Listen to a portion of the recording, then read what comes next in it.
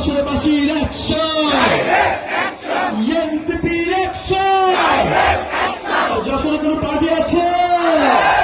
গণঅভ্যুত্থানে কোনো পার্টি আছে? আগামী সংসদের কোনো পার্টি আছে? কোন সেই পার্টি?